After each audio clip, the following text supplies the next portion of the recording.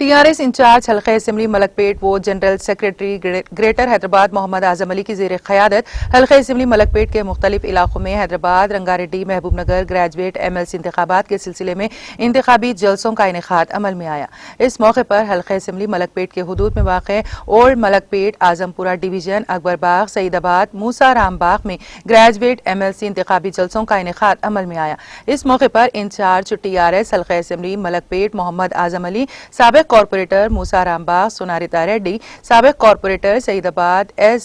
Swarna Latha, agriculture market committee chairperson CH Radha, incharge Karimnagar Mohammed Yousuf کے علاوہ TRS قائدین مہیش، موہن، راج، سریدھر ریڈی، بابو راؤ، ماروتی،